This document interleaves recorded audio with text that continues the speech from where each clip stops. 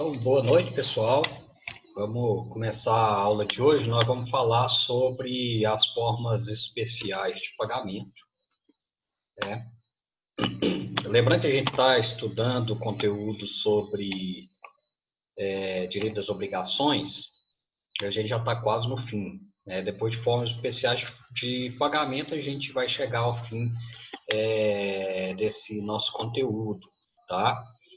Mas, enfim, primeira situação que eu gostaria de falar com vocês é o seguinte: as formas especiais de pagamento são alternativas de se cumprir a obrigação.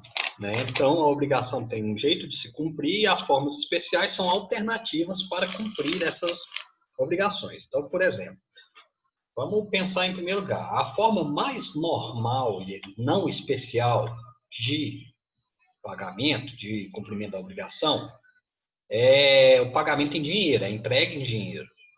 Só que a lei deixa em aberto para a gente formas especiais de pagamento, certo?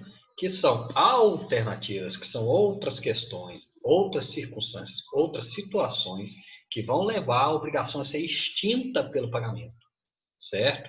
Então, lembrando, pagamento é o cumprimento da obrigação, certo? Cumprida a obrigação, conforme está definida na relação entre as partes, você chegou ao cumprimento dessa obrigação, chegou à forma comum, tá?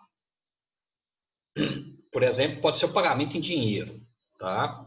Agora, não se cumprindo da forma comum, a forma estabelecida no contrato, a lei traz para a gente algumas formas especiais. E no material que eu mandei mais cedo para vocês, agora eu estou compartilhando aqui, a gente colocou lá algumas formas, ó, pagamento e consignação é uma, aí a gente tem as hipóteses, tem uma questão processual que nós nem vamos abordar muito, tá? Pagamento com subrogação, esse pagamento com subrogação é outra forma, imputação ao pagamento, imputação de pagamento, dação em pagamento, novação, compensação. Nós temos essas até aqui, e a confusão e a remissão. Confusão e remissão. A gente finaliza com a remissão. Então, isso é um período no código de mais ou menos 51, 52 artigos, se eu não me engano. Tá? E aí, primeiro lugar, depois, não conseguindo pagamento na forma comum, nós temos alternativas de se cumprir a obrigação. E o primeiro deles, a gente está vendo aqui na tela, chama pagamento em consignação. O pagamento em consignação é quando o devedor dispõe ao credor a forma de cumprir. Aliás, o objeto do cumprimento, não a forma. Então, quando o devedor dispõe ao credor o objeto do pagamento, mais especificamente quando o devedor não consegue efetuar o pagamento diretamente ao credor ou a quem tem o direito de receber, certo? Então, se faz o pagamento em consignação, certo? Então, o interesse do devedor em extinguir a obrigação e efetuar esse pagamento vai surgir uma possibilidade de consignação. E aqui, vou compartilhar para vocês aqui a legislação, né? Vamos lá no Código Civil, no artigo 334. Lá no 334, passou um pouco aqui, mas a gente volta. Olha só, primeiro ponto aqui, 334. Considera-se pagamento e extingue a obrigação, depósito judicial ou em estabelecimento bancário da coisa devida, nos casos e formas legais. Certo? Então, essa consignação ela tem o sentido do devedor depositar e colocar à disposição do credor o pagamento. Pode ser por um depósito judicial ou em um estabelecimento bancário, tá? E aí, o procedimento para um para outro, né, não vai ser definido por lei e por resolução própria, ok? Então, a consignação e pagamento tem esse sentido inicial, ok? Imagina só que o devedor queira fazer o pagamento, mas não consegue, porque não consegue encontrar o credor, ok? E aí nós vamos aqui, ó. A gente tem, vou lá no artigo 335 para a gente ver, ó, existem hipóteses que não tratam de rol taxativo, né? Mas no artigo 335 trata-se de hipóteses, tá? de pagamento. Olha lá, ó. A consignação tem lugar, aí vem se o credor não puder ou sem justa causa recusar a receber o pagamento ou dar quitação da devida forma. 2, se o credor não for nem mandar receber a coisa no lugar, tempo e condições devidas. 3, se o credor não for incapaz de receber por desconhecido, declarar ausente ou residente em lugar incerto ou de acesso perigoso ou difícil. 4, se ocorrer dúvida sobre quem deva legitimamente receber o objeto do pagamento. E 5, se pender litígio sobre o objeto do pagamento. Todas essas hipóteses, a gente precisa ficar exemplificando elas aqui, tá? Mas vou resumir essas hipóteses do artigo 335 em uma forma. Imaginem vocês, né?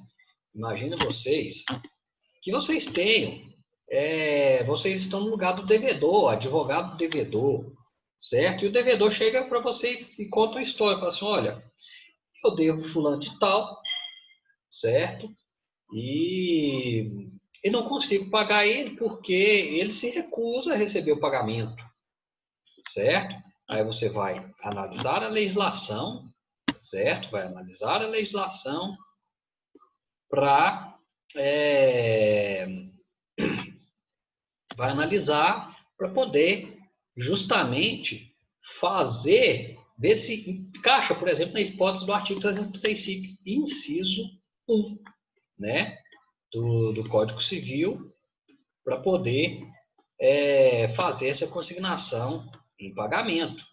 E aí é uma hipótese que vai ser aceita pela legislação justamente nessa forma, né, desse jeito, nessa modalidade, ok? Tem que se pensar sempre, né, sobre essa circunstância. Então, a consignação vai ter lugar se você, como devedor, não encontrar o credor para pagar. E aí tem 5 hipóteses definidas pela lei, tá? Pelo artigo 335. Olha lá, o artigo 335 expõe 5 hipóteses, tá? Para vocês, beleza? Então ele expõe e ele expõe para vocês e só que esse rol ele não é um rol taxativo, ele é um rol exemplificativo, certo? O que seria o rol exemplificativo? Quando você está diante de uma situação em que em realidade a lei expõe exemplos que podem se dar a consignação e pagamento, mas os exemplos podem ser muito superiores àquilo. Questões parecidas, questões analógicas são aceitas aqui na hipótese do artigo 335 do Código Civil. Lá no nosso roteiro, que eu mandei agora para vocês, olha só. Feita essa análise aí do artigo 335 das hipóteses, o artigo 342 agora vai falar de uma questão de escolha do credor, né? Vamos lá no artigo 342, vou para vocês na tela, fala assim, ó, se a escolha da coisa indeterminada, competir ao credor, será ele citado para esse fim, sob combinação de perder o direito e de ser depositada a coisa que o devedor escolher. Feita a escolha pelo devedor, proceder-se-á como um artigo antecedente. Aqui o artigo 342, nós vamos lembrar das hipóteses em que a escolha do objeto alternativo seja feita, que o objeto seja alternativo e que ela possa ser feita uma escolha seja lá pelo credor, pelo devedor, ou melhor, né, uma coisa até indeterminada, tá? Aí o artigo 342 fala assim, ó, se a escolha competir ao credor, certo? Ele vai ser citado para fazer essa escolha.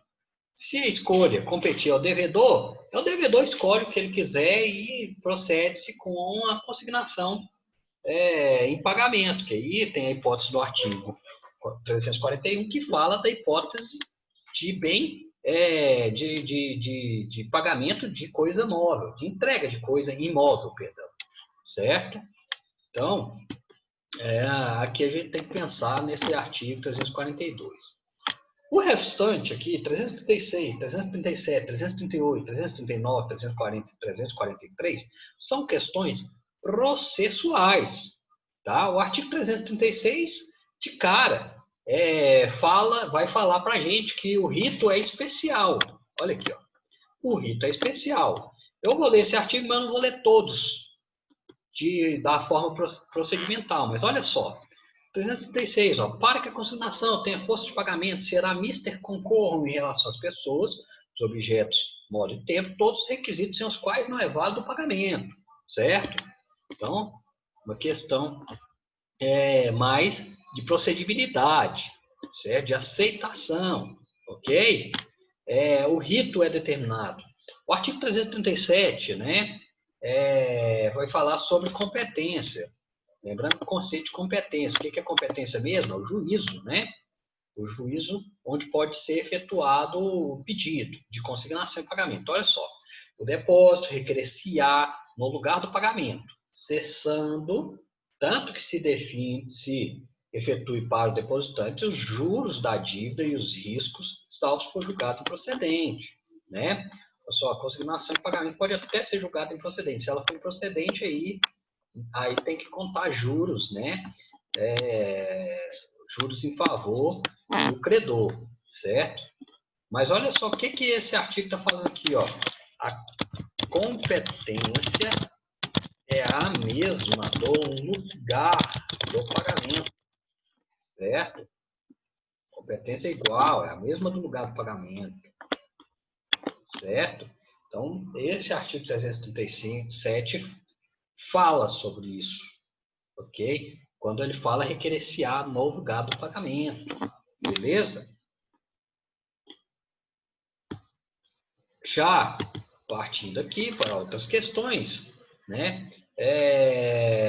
O artigo 338 vai falar da aceitação, ok? Da aceitação.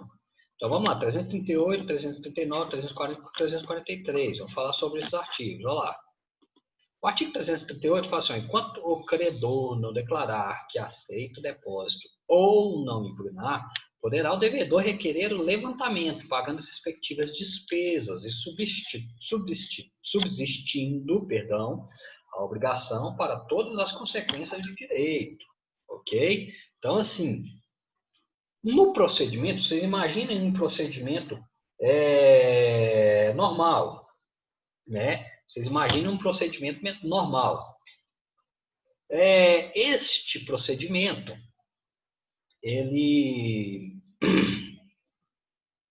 essa procedibilidade, esse procedimento, diz que enquanto o credor não aceitar o depósito que o devedor faz para ele, né?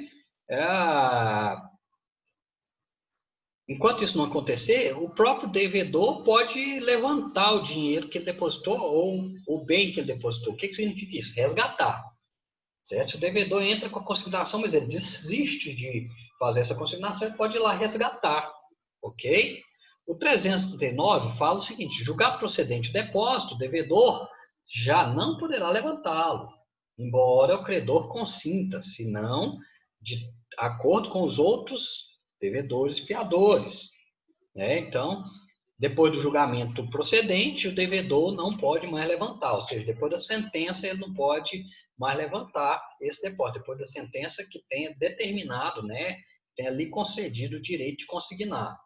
E o 340 fala assim, ó, o credor que, depois de contestar a lide ou aceitar o depósito, aquecer é o mesmo que concordar no levantamento, perderá a preferência e a garantia que lhe competiam com respeito à coisa consignada, ficando para logo desobrigados os codevedores e fiadores que não tinham anuído, certo? O credor, se depois de, vamos dizer assim, contestar a ação de consignação, ele vir concordar em receber, em levantar, em pegar o valor, aquilo que é consignado, certo? Ele abre mão de garantias, sejam elas reais ou pessoais, tá? Então, certo? Ele, a partir do momento que o credor aceita, ele abre mão dessas garantias. O artigo 343 fala assim, ó, as despesas com depósito, quando julgado procedente, correrão à conta do credor e, no caso contrário, à conta do devedor. Ou seja, despesa de depósito, ela corre à conta do devedor, certo? Ou seja, o devedor, né, que perde, vamos dizer assim, corre por conta do credor. O devedor, quando ele entra com a ação, não é culpa dele a ação. Quem deu causa foi o credor por essa ação. E, a partir do momento que é julgado procedente, as despesas para levantamento são do credor, não do devedor, certo? Se for improcedente a ação, é que essas despesas vão correr por conta do devedor, ok? Então, até aí, questão procedimental, questão de procedimento, certo? O artigo 344, né, vai falar da extinção, da exoneração pela consignação, né, e 345 sobre pendência de litígio entre credores. Então, vamos falar sobre as duas questões vendo a lei. Ó, o artigo 344. O devedor de obrigação litigiosa exonerar-se-á mediante a consignação, mas se pagar a qualquer dos pretendidos credores, tendo conhecimento do litígio, assumirá o risco do pagamento. Pessoal, lá nas hipóteses do artigo 335, se vocês olharem, vê só, no inciso 5, fala que pendendo litígio sobre o objeto do pagamento. Imagina que haja uma briga entre vários credores com objeto de pagamento. É muito mais viável fazer o depósito em consignação. Para quê? Para o devedor se exonerar dessa obrigação, desse pedido, certo? Para isso que serve. E quando ele faz essa exoneração, né, ele faz isso mediante esse depósito consignado, em consignação, perdão, certo? E ele não vai ter mais qualquer tipo de obrigação com litígio. Ele não pode fazer o pagamento a nenhum dos credores que estejam litigando, certo? Que se ele fizer isso, ele vai assumir o risco perante os outros, de pagamento perante o outro credor, que tiver em litígio, né? Então, tem que observar bem isso, ok? Então, e o artigo 345 fala se a dívida se vencer pendendo litígio entre credores que se pretendem mutuamente excluir, poderá qualquer deles requerer a consignação, né? Ou seja, o próprio credor, quando a dívida vence, né, e tendo litígio entre credores que querem se excluir, né, esse próprio credor pode fazer a consignação de pagamento, né? Se excluir seria se eximir aqui, ok? Então, esse é o sentido da consignação de pagamento. Então, vou voltar aqui no exemplo do início. Imagina você advogado de um devedor, o devedor chega em você e fala assim, olha, então várias hipóteses, uma delas, chega e fala assim, eu estou devendo fulano de tal, eu quero pagá-lo, mas eu não consigo pagá-lo porque eu não consigo encontrá-lo, tá? Então, cabe a consignação em pagamento, segundo o artigo 335. Pode também ele chegar para você e falar assim, olha, eu queria pagar, mas existe uma briga lá entre os credores, certo? E isso está me atrapalhando a pagar. Então, o devedor pode ir lá e fazer a consignação de pagamento. Existe um procedimento específico para isso, tá? vocês peguem o Código de Processo Civil e procurem lá. Existe procedimento para isso, tá? E na própria legislação bancária, na própria regulamentação bancária, também existe procedimento de consignação e pagamento, tá? A forma judicial a gente faz ela em decorrência da figura do juiz, né, do judiciário. Então, tendo essa figura do juiz judiciário, a gente pode fazer essa consignação e pagamento na justiça, tá? E é uma coisa comum. Pessoal, correm todas as, vamos dizer assim, obrigações processuais, custas iniciais, vocês vão ver isso na frente, despesas processuais, honorários de sucumbência ao advogado do vencedor do processo, tudo isso cabe, ok? Numa eventual consignação. Perdão. Vamos para o próximo aqui, próximo tópico. Quem tiver dúvida aí pode me interromper pelo microfone, tá? O próximo tópico aqui que a gente tem é o pagamento com subrogação. Pagamento com subrogação significa, o conceito dele é de substituição da figura da pessoa, certo? Então, imagina lá que A deva B, certo? Só que vem a figura de C, faz o pagamento, ok? Faz o pagamento a B. Nesse caso, C, que fez o pagamento, pode se tornar credor, ou seja, substitui a figura do credor. Ou seja, ele paga o credor antigo e se torna credor novo. Ele paga o credor primitivo e se torna um novo credor, subrogando. O efeito da subrogação, a essência do pagamento da subrogação, você tem que entender que ela transfere todos os direitos e obrigações contratuais, tá? Em que pese não ser uma modalidade de cessão de crédito, tá? A cessão de crédito ela pode ser gratuita ou onerosa. A subrogação, ela, na realidade, há uma substituição da figura da pessoa. E ela pode ser tanto uma subrogação na figura de devedor, quanto subrogação na figura de credor, ok? Tem a natureza justamente de garantir aquele que paga, tá? Aquele que paga, garantir a ele as mesmas qualidades do credor primitivo. Formas, tipos de subrogação que a gente tem.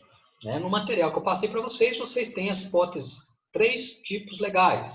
Ok? Então, vamos lá no artigo 346, né? Ou seja, a subrogação é legal quando a lei determina que a subrogação existe e ela é convencional quando as partes fazem uma combinação, um acordo sobre isso. Então, em primeiro lugar, artigo 346, certo? O artigo 346 fala assim, a subrogação opera-se de pleno direito em favor.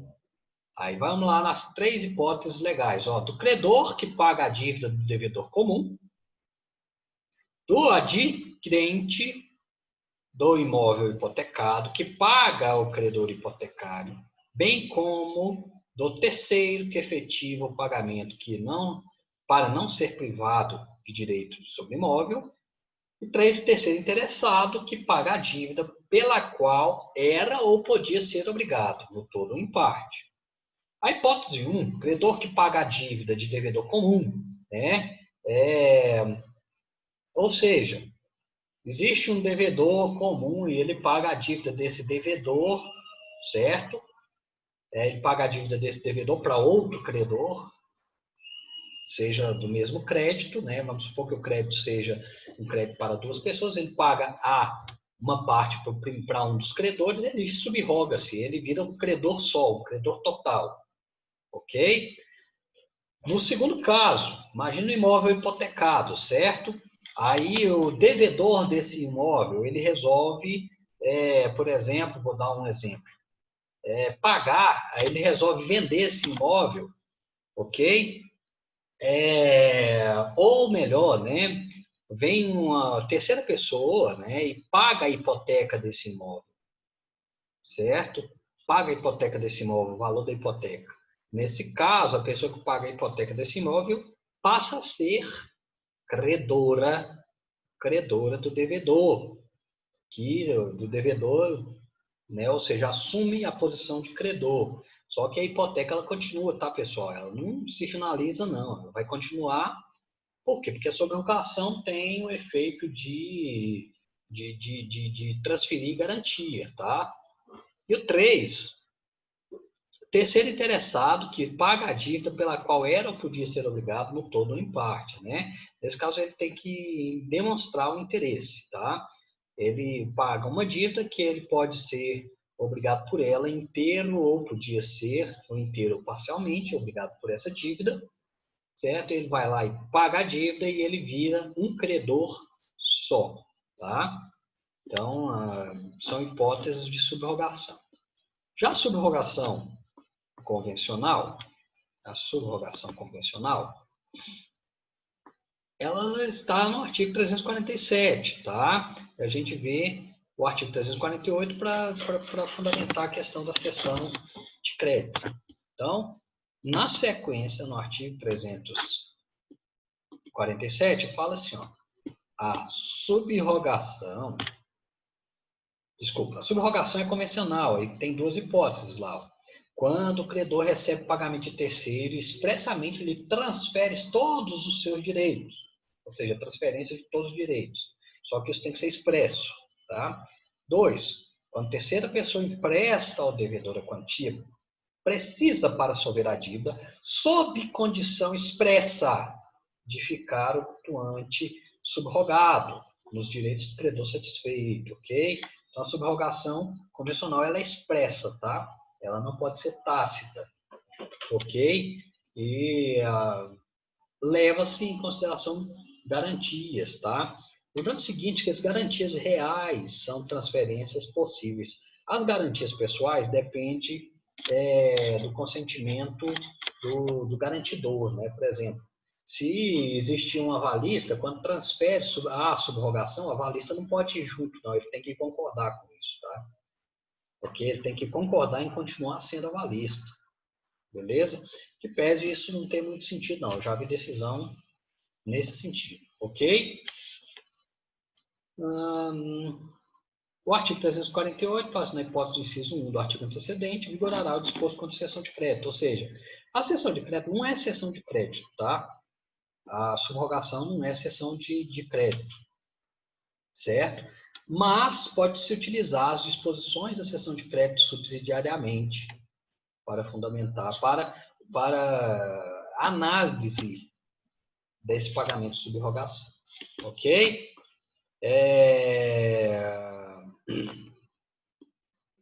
Olha lá o artigo 349. Ó. Subrogação transfere ao novo credor todos os direitos, ações, privilégios e garantias do primitivo em relação à dívida contra o devedor primitivo e os fiadores, né?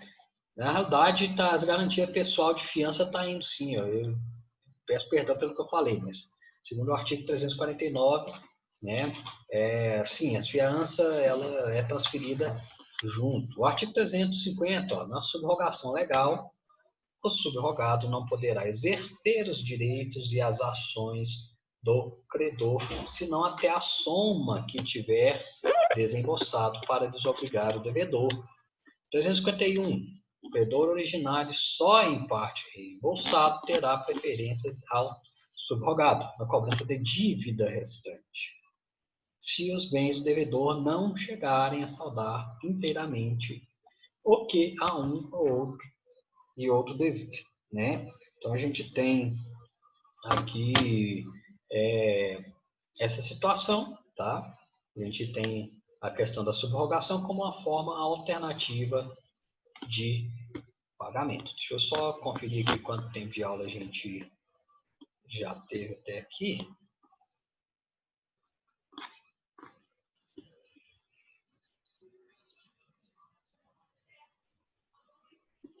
Certo.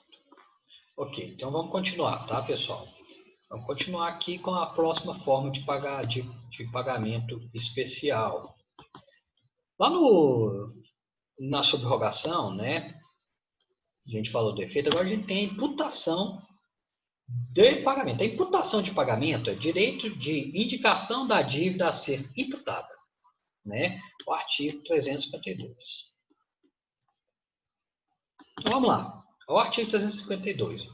A pessoa obrigada por 2 ou mais débitos da mesma natureza a um só credor tem direito de indicar a qual deles oferece pagamento,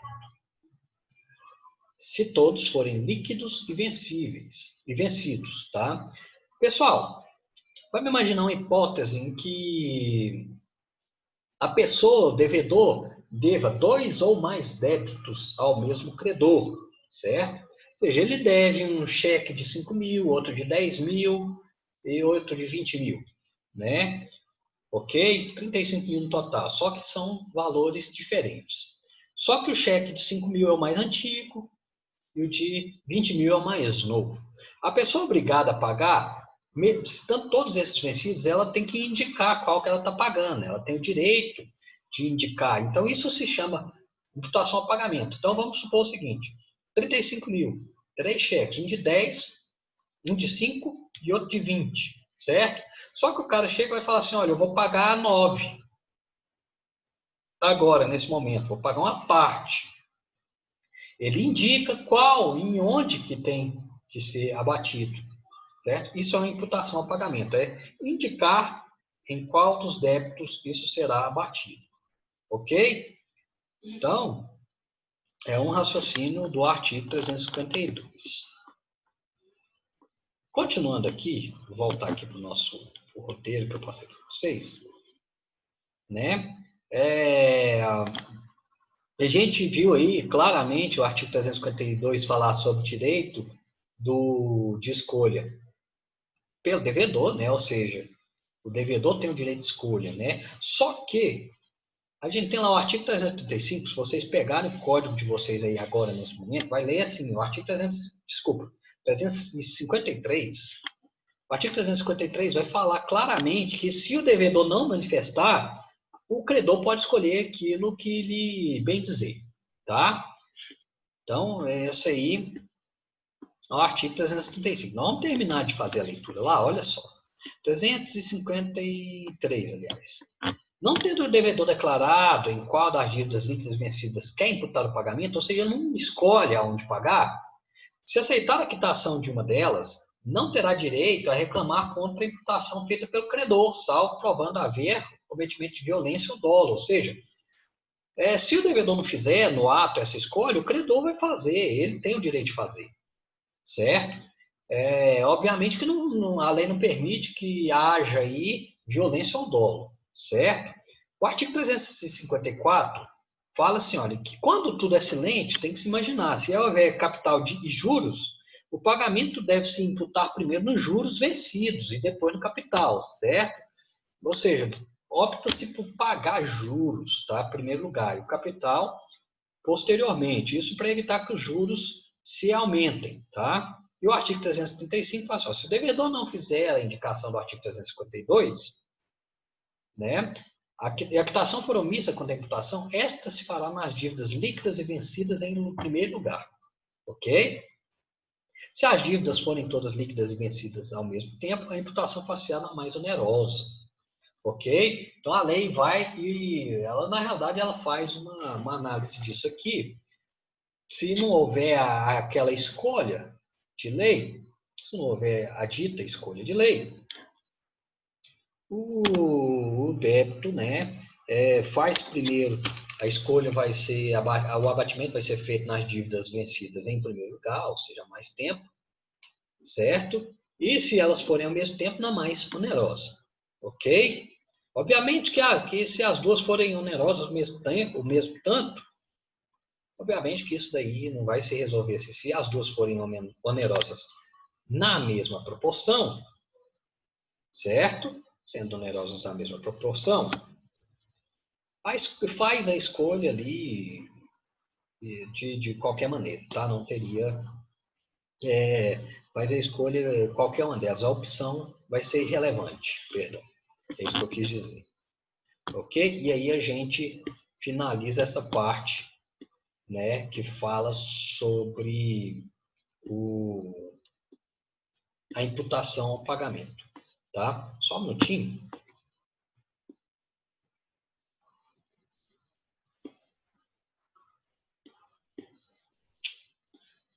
Certo. Tá, vamos voltando aqui, vamos continuando. Continuando que tem coisas para a gente ver hoje ainda. Dação em pagamento. Pessoal, dação em pagamento ela ocorre quando o credor aceita receber coisa diversa daquilo que foi combinado. Tá? O artigo 356 fala que o credor pode aceitar coisa diversa. E o artigo 313 vai falar que ele não é obrigado. Tá?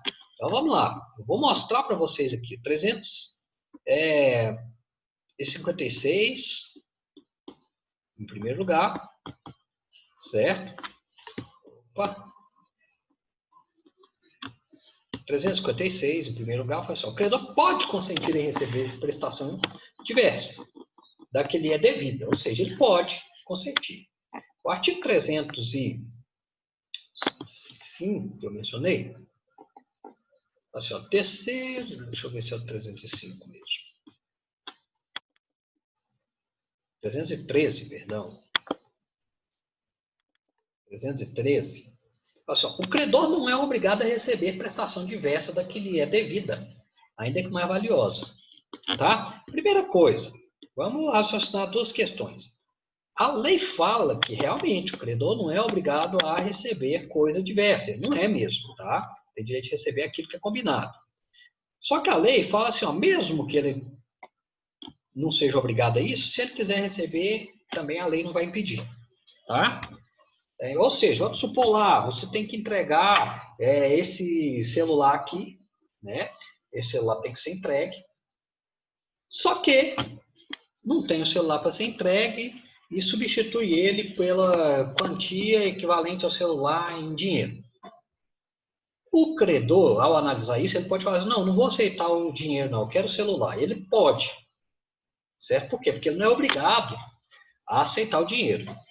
Como também ele pode falar assim, eu aceito o dinheiro, tá? Eu vou aceitar o dinheiro em lugar do celular. Então, isso daí não é impedimento nenhum. A lei fala assim, ele não é obrigado, nada obriga ele a receber coisa diversa, mas se ele quiser, ele pode receber, tá? Então, esse é o sentido aqui dessa dação em pagamento, tá? O artigo 357 fala assim, determinação pelo contrato de compra e venda a partir da aceitação, ou seja, vamos lá na legislação e fala assim, determinado o preço da coisa dada em pagamento, as relações entre as partes regular-se-ão pelas normas do contrato de compra e venda. Ou seja, a partir do momento que se determina o preço da coisa que é dada em pagamento pela dação, vige, né, vamos dizer assim, as regras que vão valer são as regras do contrato de compra e venda. Ok? Então, é isso que vai vigorar para a gente. O artigo 358 fala assim, se for título de crédito a coisa dada em pagamento, a transferência importará em cessão, né? Ou seja, o título de crédito for uma coisa, se a coisa dada em pagamento for um título de crédito, a transferência, né, desse título de crédito importa em cessão também, tá? Então, como assim? Vamos supor que eu tenha lá, que eu esteja obrigado a entregar esse celular novamente para alguém, certo? Vamos pensar nessa hipótese. Eu sou obrigado a entregar esse celular, ok? E aí, eu não tenho celular, mas tenho um título de crédito, um cheque no valor desse celular, que eu ainda vou receber daqui a um tempo. Isso ainda vai vencer. Eu posso transferir esse cheque no lugar do celular? Posso entregar o cheque, se o credor quiser aceitar isso. Tá? Se ele aceitou isso, a partir do momento que ele aceitou, tudo que vem no cheque se transfere, é uma cessão de crédito, tá? Pode cessão. Beleza? Inclusive se o cheque tiver um aval, ok? O artigo 359, para a gente finalizar essa parte, se o credor for evicto da coisa recebida em pagamento, restabelecer-se-á a obrigação primitiva, ficando sem efeito a quitação dada, ressalvado o direito terceiro. Pessoal, a evicção é uma questão que vocês vão ver mais na frente, mas a evicção Quando aquilo que é dado em pagamento é viciado por algum tipo existe um vício. Por exemplo, um documento nulo, certo? Pelo qual a pessoa tem esse objeto. Então, imagina lá um imóvel, ele vai dar em pagamento um imóvel, só que a pessoa que está com o imóvel, o devedor que está com esse imóvel, dá em pagamento para o seu credor, só que, quando o devedor adquiriu esse imóvel, tinha um vício insanável, uma nulidade, ok? Então, nesse caso, essa nulidade vindo à tona, existe o direito tal da evicção. É evicto. Então, se o credor ele foi evicto, ou seja, né, o credor, a partir do momento que ele recebe aquilo lá, tem esse vício, e isso tudo vier a ser anulado, a obrigação primitiva se restabelece com todas as suas circunstâncias. Beleza? Ou seja, se o bem dado em pagamento era viciado, por uma questão documental, certo? Era viciado. E esse vício gerou a anulação dessa dação, o crédito primitivo retorna, tá? Retorna. Então, é uma questão até referente ao princípio da boa-fé. A gente vai ver essa evicção em outro semestre, em outro período, tá? Pessoal, vou encerrar rapidinho essa primeira parte de 40 minutos aqui, deu quase 40 minutos. Daqui 10 minutos, mais ou menos, eu vou postar outro link para vocês, vou beber uma água, daqui a pouco eu vou postar outro link para vocês e a gente vai continuar da inovação artigo 360, tá? Eu não acredito que a gente vai conseguir falar sobre todas as formas especiais de pagamento hoje, mas se conseguirmos, o conteúdo de hoje será esse, tá? Então, daqui a pouco eu mando o link novamente.